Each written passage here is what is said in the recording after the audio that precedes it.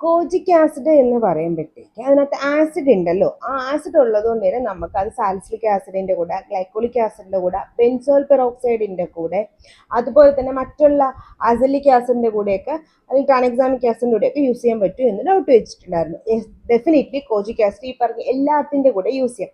പക്ഷേ കോജിക് acid use ചെയ്ത് കഴിഞ്ഞിട്ട് പിന്നെ നമുക്ക് അസലിക് ആസിഡിൻ്റെയോ അല്ലെങ്കിൽ ട്രാൻഎക്സാമിക് ആസിഡിൻ്റെയോ ആവശ്യമില്ല. കാരണം കോജിക് ആസിഡ് ആണ് അത്യാവശ്യം ഹൈ ആയിട്ടുള്ള ഒരു പിഗ്മെന്റേഷൻ കറക്റ്റിംഗ് ഇൻഗ്രീഡിയൻറ്റ്. പക്ഷേ നിങ്ങളുടെ പിമ്പിൾ മാർക്സ് ആണെങ്കിൽ നിങ്ങൾക്ക് അതിൻ്റെ കൂടെ azelaic acid tranexamic acid use ചെയ്താൽ കുറച്ചും കൂടെ ബെനിഫിറ്റ് കിട്ടും. ഹൈപ്പർ പിഗ്മെന്റേഷനും അതുപോലെ പുതിയതായിട്ട് വരുന്ന പിമ്പിൾ മാർക്സ് മാറ്റാനായിട്ട് ഇത് രണ്ടും നല്ല കോമ്പിനേഷനാണ്.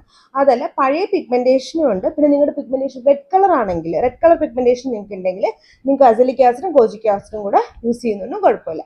അതല്ല ചെറിയ ചെറിയ പിഗ്മെന്റേഷൻസേ ഉള്ളുവെങ്കിൽ ഒന്ന് കൂടുതൽ പിഗ്മെന്റേഷൻ മാറ്റുന്ന ഇൻഗ്രീഡിയൻറ്റ് യൂസ് ചെയ്യേണ്ട ആവശ്യം നമുക്കില്ല. അപ്പോൾ എന്തെങ്കിലും ഡൗട്ട് ഉണ്ടെങ്കിൽ കമന്റ് ബോക്സിൽ ചോദിക്കുക. ഇതുപോലത്തെ skin care and hair care വീഡിയോക്ക് ഫോളോ ചെയ്യാനും മറക്കണ്ട.